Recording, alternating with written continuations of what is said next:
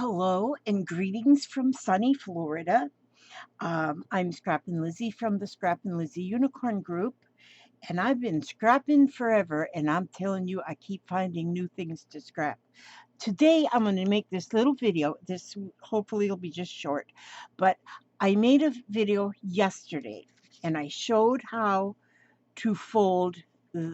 This is a 6x6 piece of paper that I showed how to fold into this dress. I was encouraged to do this, inspired by doing this, first encouraged by the group that puts up a challenge a week in the Scrap and Lizzie Unicorn group. So if you're in that group, um, you'll get a challenge a week by the challenge group, the Mindless Challenge Wonders. There's Tammy and Lori and and actually I think there's four because I think Cheryl does it too, and Violet.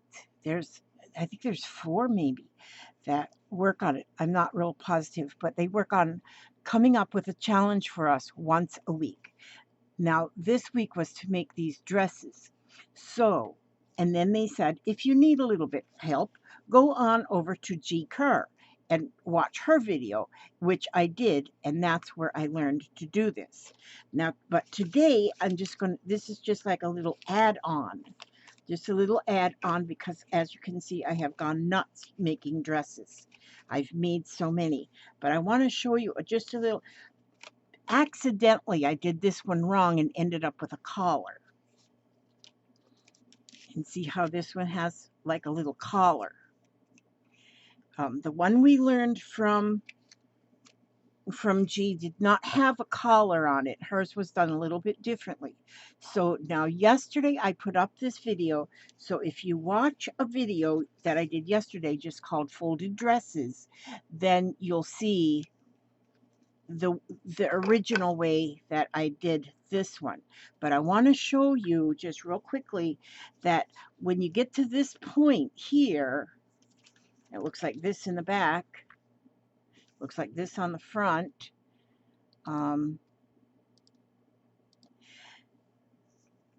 Instead of going to the back and pulling this down like we showed, just take the two front corners, these front corners, and fold them down this way, and you have a collar. And then go with fanning out the dress. See, because then you see, then you go, but the directions are on the video I put yesterday. Fanning out the dress, and then you turning it over, then you put this, I'll just do this real quick, and folding in the bodice. Now, on the video, like I said yesterday, I keep repeating myself. My family keeps retelling me, too. You're repeating yourself, Mom? Oh, okay. So,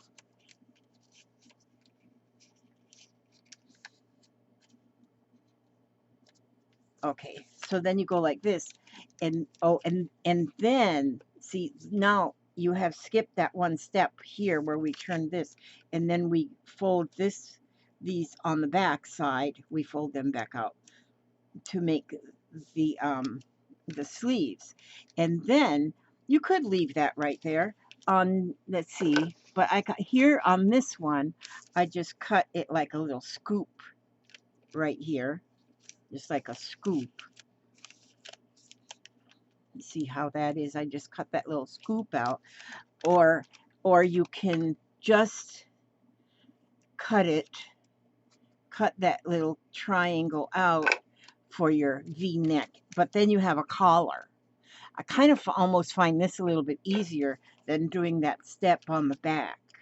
Okay, the second thing I want to show you is how I finished off the back. So yesterday's finishing product looked like this on the back. So you see the folds and you see whatever. Now, what I decided to try was to make a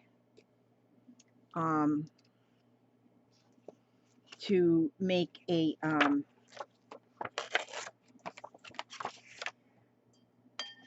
to finish the back up. And so as simple as that can be is I put this on another piece of paper. Now these ones I have found too, it's so much easier to fold them with a lightweight paper. This one here I folded with like a cardstock, you know, the heavier paper, like a lightweight cardstock. It's harder to fold it this way, for me anyway. Okay, so then, then I want to put, I'm going to make the backing. And so to make the backing, then you just trace. Just trace your finished dress, and each dress is going to come out a little tiny bit different because your folds might just be a little bit different. And so when you finish your dress, just trace the dress, trace around the dress, and tracing. I'm tracing. Okay. There we go. And then, so then I have my dress traced out, and then I will cut that dress out. I'll just cut that dress out now, just where I traced it. Now I'm going to have this one pretty much just like the one that I just made. And so, but like I say, each dress you have to trace on its own because you might have it, the folds just a little bit different on each one. I have found they don't all come out exactly the same. So I'm just going to get that folded. I mean cut. I got it, not folding the thing. I'm just cutting it. And then there we go. So now I got a dress, which that is even neat. Just the cutout of the dress. If you're making, so if you do make the dress and then you trace it, then you've got a pattern for a dress. But okay, so on this one now, oh, I got that back. I'm going to glue this. See, because here's you got all them folds. All right, and so I'm just going to glue this to the back. I'm going to glue my dress. You might have already glued it together back here, which you can still do that too. Okay, while I'm waiting patiently for my glue to come out. And then glue. Actually, I could have put the glue on the backing, but it doesn't matter, I guess. Okay. See how I don't even have my things glued. I mean, my folds is exactly perfect back there. Okay, and so then just add this to the back. Now, if you're going to use this dress as a tag, let's see if I can get that.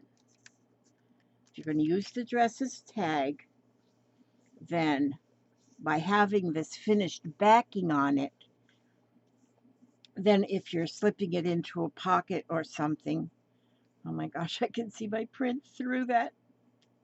Through this paper is origami paper that I used on here, and it's very thin, and I can actually see the print of this that I just put on. I can see it right through there. Now when I look at this, I'm going to trim it just a little bit, just around here, okay? But so you can see now my have a little bit of my backing kind of showed up here. So I'll just trim that a little bit. There we go. And that just kind of evens things up a little bit. So there you go. There you go. And then I want to show you too, this is some bling that I have. It's by Julie Nutting, and I put it on this little dress.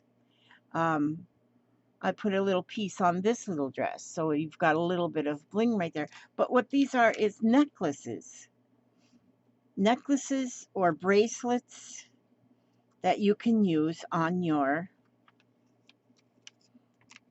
finish. Now I've had these for like so long, such a long time. I'm going to put this one right here, and that is a fun little bling that's already done.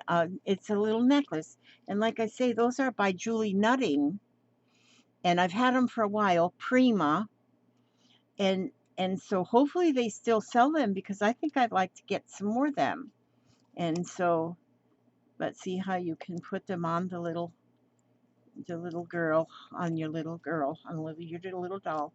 But that's what I wanted to show you. I wanted to show you the difference in putting a collar on and also putting the backing. So I've got a few that I've done that I've already put a backing, which makes them nicer for a tag. And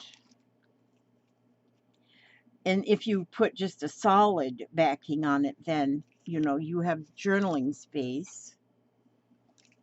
But and so I still have, see, this one I have to do still, and this one I've put a backing on. That's one with my collar on it. This is the one I did on the video. That one, she needs a backing, so she's going to get a backing. But I'm going to put backings on all of mine.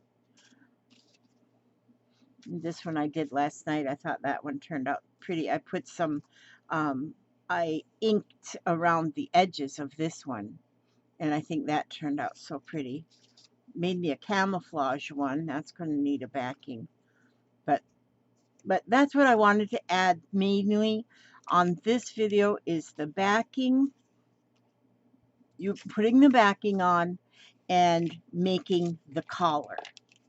And like I say, when you cut out the piece to make the collar, you can either just make it a scoop in the back here, or you can leave it as a V-neck by cutting that little piece out. And so to me, this little piece, when you have just the V-neck, that little part that you have to fold and flip and stuff, that's kind of fiddly for my chubby little fingers. So I kind of like putting the collar on the front. I kind of really like that. Even doing it this way, if you go like this and then turn it backwards, then you still have a V-neck without that fiddly part, which I just was not, that's where I was having the most trouble, was the section where you turn it over and you got to fold it into that diamond shape. That's where I was getting my most problem. And so, but I kind of like this. I kind of like the collar. If I don't want the collar, I can just flip it over. So that's when you do see a video and it's, you know, you watch a video and you say, oh, I want to do that. You don't always have to have it exactly the same. You can make it a little bit different and to, you know, I could cut her dress a little shorter and put some fringe on there and make a really 60s dress out of that. But I'm going to be using these dresses because I want to work on my paper doll book, which I have just neglected my paper doll journal for so long. And I shouldn't neglect my beautiful journals because they're neglected and they have feelings, and well, maybe they have feelings. Okay, that's all I wanted to show on this, but I'm going to read my book. I could not believe I spilled. Hopefully it is, my pages aren't stuck together, but I spilled my drink and it went all over my book. But my book is still good. The words are not missing. But okay. And this is the You Are Stronger Than You Know book, words of hope and encouragement for someone living with a chronic illness. And so let me see where we'll, okay, acceptance. Let's read this one. Acceptance does not mean giving up. I have got always to have a bookmark. I can't. Okay. Or otherwise, my eyes, I can't see from here to the next one. It's just my eyes get all discombobulated because my eyes are, I don't know how come my eyes are 70 years old. I'm not that old, but my eyes are okay anyway. Okay, learning to accept the fact that you are ill, chronically ill, isn't essential to being peaceful and coping creatively. But acceptance for many who are ill with ICI, which is an invisible chronic illness, is hampered by the fear that acceptance means giving in to the illness and therefore giving up any attempt to live fully. But true acceptance never means giving up.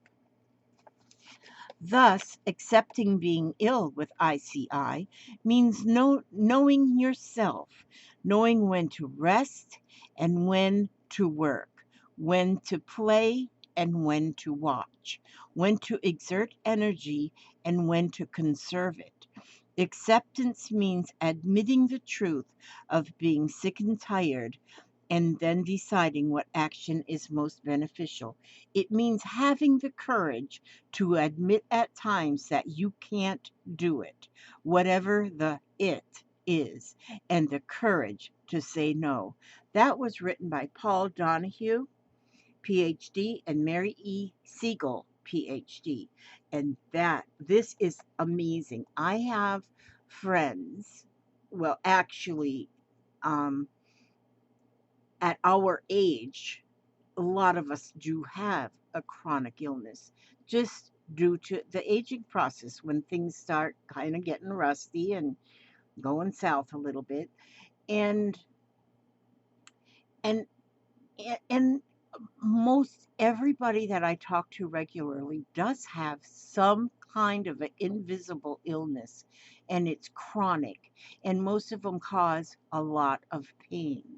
And there's things we can do that might help today. We can do the same thing tomorrow. It may not help tomorrow, but we keep plugging on. And that's why so many of us do the crafting, is because you can turn your mind around and put your mind on the crafting that you're doing and kind of try not to think about the pain you are in, or not to think about the limits that your illness has put on you, because your illness does put limits. It does. It limits you from doing a lot of the things you did 40 years ago. And so, and I put myself in them places. I put myself in, well, oh, I used to could do this. I could do this so well. How in the world did I raise all my children all at one time, all this stuff. And now I can't hardly do anything.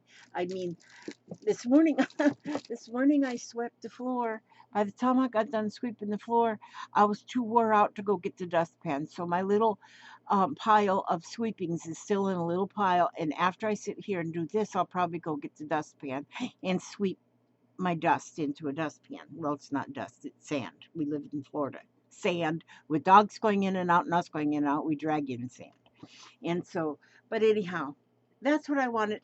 Didn't mean to get up on my soapbox there, but um, yes, it's understood by, it might not be understood by the younger generation, but that younger generation, they're going to be our age one day. Then they're going to say, oh, I understand. So, anyhow, we're here for each other. Okay, I ask God to watch over each and every one of you, every step you take, every move you make, and keep you safe and happy. And we will all be back on my next video. God bless you all, and thank you for watching.